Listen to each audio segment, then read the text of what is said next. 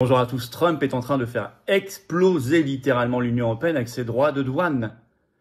Je vous avais fait en première analyse, lors de l'annonce de ces droits de douane, une vidéo sur cette chaîne, allez la voir si vous ne l'avez pas vue, en disant il tue la mondialisation et ça va être très compliqué pour l'Union européenne. Eh ben on y est, parce qu'elle est mise face à ces contradictions structurelles. Ça n'est pas un pays, l'Union européenne. Il y a à l'intérieur des intérêts économiques, industriels, agricoles, commerciaux, contradictoires, et c'est en train de se voir. Et Macron en particulier, complètement démenti par les Allemands, la Commission européenne, tout le monde. Personne n'a la même stratégie, c'est normal, personne n'a les mêmes intérêts. Ils sont même en train de faire réaccélérer le Mercosur contre les paysans français. Et derrière, vous avez la Commission européenne, l'Allemagne, l'Italie, vous allez voir. Tout ça, je vais vous expliquer dans cette vidéo. Trump, lui, il remplit son objectif. Parce que malgré toute la propagande médiatique que vous allez entendre en disant il fait n'importe quoi, il va tuer l'économie américaine. Non, c'est très pensé, ce qu'il fait, très mûrement réfléchi. Il est en train de sortir de la mondialisation. Ça produira ses effets sur les semaines, les mois, les années qui viennent. Et notamment, il est en train de tuer tout ce qui est supranational, comme l'Union européenne qui ne correspond pas à sa vision. Sa vision, ce sont les nations et les souverainetés nationales. Je vais vous expliquer tout ce qui se passe dans l'Union européenne. D'ailleurs, au passage, Macron est ridiculisé, vraiment, particulièrement sur cette affaire. Merci de partager la vidéo. Pour ça, de vous abonner à cette chaîne YouTube par un petit clic gratuit sur s'abonner. Merci beaucoup pour les pouces en l'air, les commentaires, ça aide beaucoup aussi. C'est vrai que l'abonnement à la chaîne, c'est juste un petit clic gratuit pour vous sur le petit bouton s'abonner en dessous et particulièrement efficace pour que les vidéos circulent mieux, soient mieux recommandées, touchent plus de monde, voilà, que des gens nous découvrent. Donc, merci à vous pour cet abonnement à la chaîne. Samedi 12 avril à 16h, je suis en grande réunion publique en Normandie dans le Calvados. Il y a informations et liens d'inscription sous la vidéo en description. Pensez à vous inscrire, c'est entrée gratuite, c'est ouvert à tous. Mais il reste quelques jours, pensez vraiment à vous inscrire dès maintenant. Si vous voulez venir, j'ai hâte de vous voir. Et le mercredi 30 avril à 19h, je suis à Quimper en réunion publique. Autre lien d'inscription et d'information sous la vidéo en description. C'est également bien sûr gratuit, ouvert à tous. Pensez là aussi à vous inscrire. Et vous trouverez également sous la vidéo en description la pétition nationale contre l'euro numérique et pour la constitutionnalisation, la défense de l'argent liquide comme liberté très importante à signer et partager. Je vous attends, aux patriotes. Voilà. J'ai rencontré encore hier des gens qui me disaient « Je vous aime beaucoup, j'aime beaucoup tout ce que vous faites aux patriotes, bravo. Êtes-vous adhérents ?» On réfléchit. C'est très bien de réfléchir, vous avez raison, mais c'est le moment peut-être de franchir le pas parce que le temps passe, parce que 2025 offre énormément d'opportunités en bousculant tout.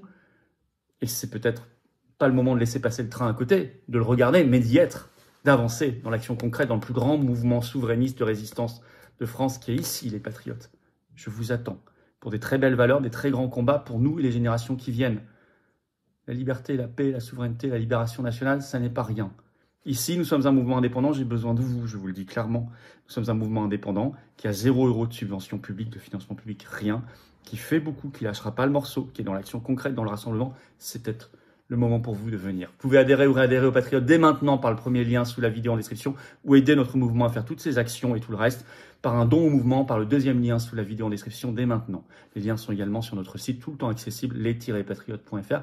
Et je rappelle que tout ça, au passage, fait baisser vos impôts, puisque c'est défiscalisé aux 2/3 de vos impôts. De ce que vous mettez, c'est fois 2/3 et vous l'enlevez de vos impôts. Profitez-en, faites pas ce cadeau à Macron et aidez la résistance qui est indépendante. Bienvenue aux nouveaux adhérents patriotes et bravo aux réadhérents et aux donateurs. Allez, Trump fait exploser l'Union européenne sur son affaire des droits de douane. C'est quand même très bien joué, malgré toute la propagande médiatique. Vous savez, laissez passer la propagande comme d'habitude. Allez au fond des choses, on le fait ici. Ça part dans tous les sens dans l'Union européenne.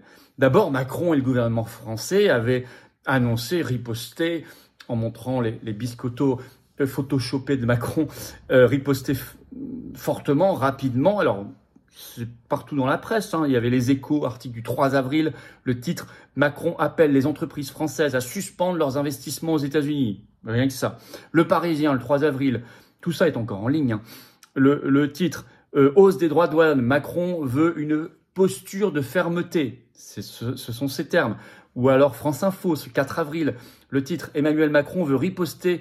Après la hausse des tarifs américains, l'AFP qui fait une dépêche ce 4 avril, le ministre du Commerce extérieur, Laurent Saint-Martin, veut instaurer un rapport de force, ce sont ses mots. Sauf que personne ne suit. Et que je vous rappelle, à cause des traités européens, nous n'avons pas la compétence commerciale.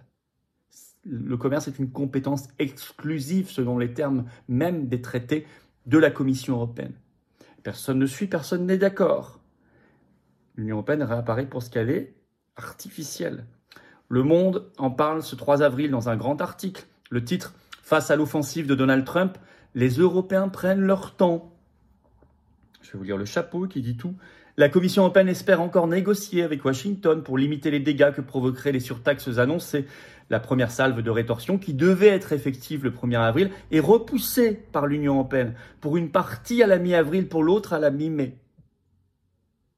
Des pays réagissent différemment. BFM TV en parle ce 4 avril. Le titre « Giorgia Meloni appelle à supprimer les droits de douane de l'Union européenne ». Ce n'est pas tout à fait le même discours que Macron et le ministre français du Commerce extérieur, Laurent Saint-Martin. Et elle refuse le terme « catastrophe » utilisé plusieurs fois pourtant par Bayrou, Premier ministre français. Je vais vous citer l'extrait. « Jeudi soir, Meloni a appelé à éviter l'alarmisme. Nous avons évidemment un problème, mais ce n'est certainement pas la catastrophe évoquée par certains. Certains, c'est Bayrou, a-t-elle estimé. Je ne suis pas convaincu que le meilleur choix soit de répondre à des droits de douane par d'autres droits de douane, a-t-elle insisté. » Donc là, elle tacle Macron.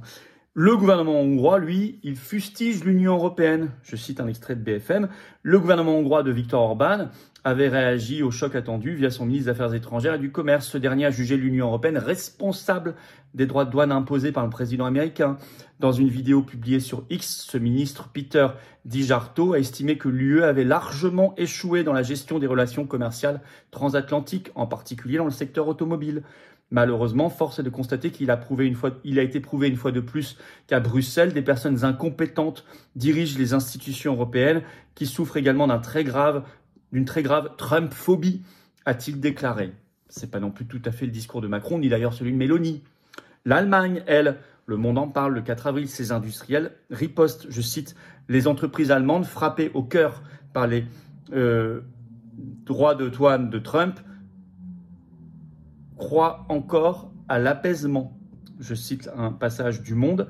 La Fédération de la chimie allemande, donc VCI, dont les États-Unis sont le premier débouché, a mis en garde la Commission européenne, lui suggérant de garder la tête froide, soulignant qu'une escalade ne ferait qu'aggraver les dégâts.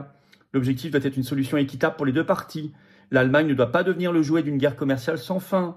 Même modération du côté de la puissante fédération de l'industrie automobile allemande, VDA, pour qui l'Europe doit faire preuve d'unité et de fermeté tout en continuant à signaler qu'elle est prête à négocier. Donc l'Allemagne met en garde la Commission européenne via ses industries, ses fédérations d'industrie très puissantes. La Hongrie dit que c'est à cause de l'Union européenne. L'Italie dit ne réagissez surtout pas comme le dit Bayrou et Macron. Et même Macron à l'intérieur en France est contesté, même humilié. Même l'industrie française tacle Macron. Le Figaro en parle dans un article du 4 avril. Je cite « Ce que dit Macron, je n'en ai rien à cirer ». Citation. Des grands patrons français ulcérés par l'appel à cesser d'investir aux États-Unis. Je cite un extrait du Figaro. Le PDG d'un géant du CAC 40 assène sans détour. Ce que dit Macron, je n'en ai rien à cirer. Nous avons des activités aux États-Unis. Il n'est pas question de les abandonner comme cela. Nous devons respecter nos engagements auprès de nos salariés, de nos clients, de nos actionnaires. Un avis partagé par un dirigeant d'un producteur de spiritueux. Il est hors de question d'arrêter d'investir aux États-Unis, surtout dans le marasme économique actuel. Oui, alors demander aux entreprises françaises d'arrêter d'investir aux États-Unis, c'est pas très malin. Ou alors on voit ça comme on se dit si elles n'investissent pas là-bas, elles vont investir en France.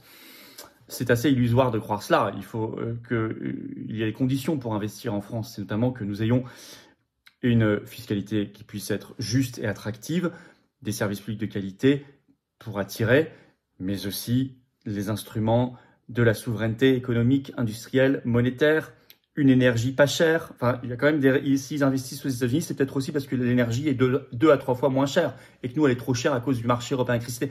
Bref. Ça part dans tous les sens, y compris en France. Macron est contredit, humilié. Alors, et même pire, l'Union européenne veut aller plus loin dans le libre-échange. Le Parisien en parle dans un dossier ce 4 avril, le titre « Face au Mercosur, la France plus isolée que jamais ». Accord de libre-échange, Mercosur-Union européenne, qui serait le plus gros accord de libre-échange du monde, une catastrophe pour nos paysans. Je vais vous lire un petit extrait de cet article du Parisien. La situation internationale nous est défavorable, glisse un ministre de poids. La guerre commerciale lancée par les États-Unis prive de débouchés de larges secteurs du vieux continent. Du coup, des pays qui hésitaient à travailler avec les États d'Amérique du Sud, comme l'Italie, la Pologne et les Pays-Bas, y sont désormais plus favorables. Donc l'Italie était plutôt avec nous contre le Mercosur, la Pologne et les Pays-Bas aussi. Ils ont basculé. Mauvais pour les agriculteurs, ça ébranle notre recherche de la minorité de blocage au sein de l'Union européenne. La nouvelle donne peut faire basculer des pays, admet un membre du gouvernement Bayrou. Pour la présidente de la Commission européenne, Ursula von der Leyen, cet accord est plus que jamais une priorité. L'Allemande s'est déplacée en Uruguay en décembre dernier pour accélérer la conclusion de ce chantier lancé il y a 3 décennies.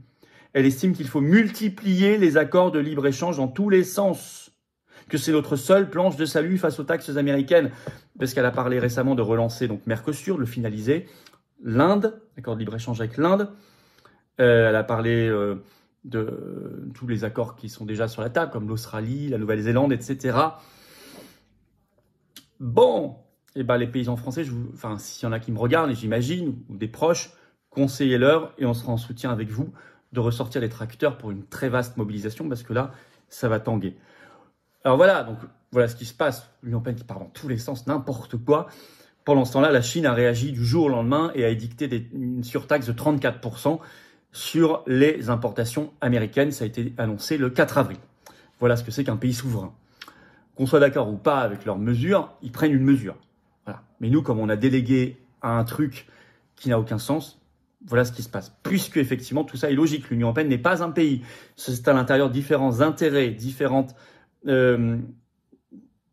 intérêts économiques, différentes structures industrielles, des taux d'exportation sur l'économie qui ne sont pas les mêmes selon les pays, des structures des exportations, des structures du commerce extérieur, des secteurs industriels qui ne sont pas les mêmes, et donc des intérêts nationaux qui ne sont pas les mêmes. Donc avoir une seule politique commerciale, c'est une absolue bêtise, c'est une absolue faiblesse, c'est une absolue folie. Et donc, quand Macron partage un visuel une carte de l'Union européenne en mettant « nous sommes 450 millions, donc plus forts », c'est faux. C'est faux.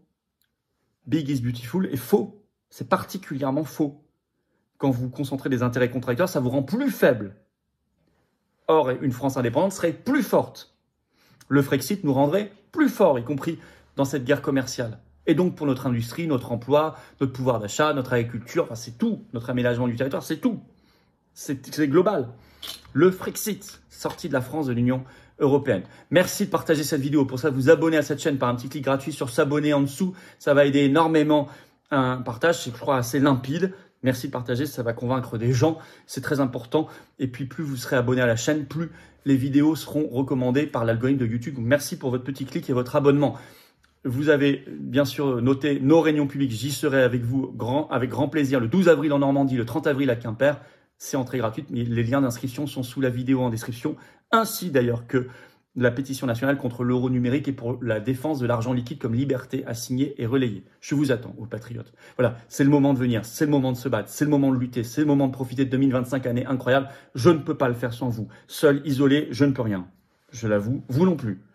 Ensemble, on gagne. Surtout en 2025 qui bouge toutes les lignes, qui est une année charnière. C'est le moment de venir. Vous pouvez adhérer ou réadhérer aux Patriotes dès maintenant par le premier lien sous la vidéo en description. Ce lien est également commenté avec une petite fiche sur l'écran maintenant et dans quelques secondes un lien sur l'écran. Choisissez. Vous pouvez faire un don au mouvement par le deuxième lien sous la vidéo en description. Ceux qui peuvent, faites-le. Ça permet de financer nos actions. Nous sommes un mouvement indépendant qui n'a pas 1 euro de subvention publique ni d'aide des banques. Rien, de rien, de rien. Si on ne le fait pas, personne ne fera notre place. Tout ça en plus est défiscalisé de vos impôts aux 2/3. Toute adhésion, réadhésion ou don au mouvement. Voilà, vous mettez 300 €, ça enlève 200 € de vos impôts. Entendez bien cela. Vous mettez 30 €, ça enlève 20 €. Vous mettez 3000, ça enlève 2000. Vous mettez 60, ça enlève 40. Vous avez tout compris. Énorme bravo aux donateurs, aux réadhérents. Bienvenue aux nouveaux adhérents patriotes. Et vive la France.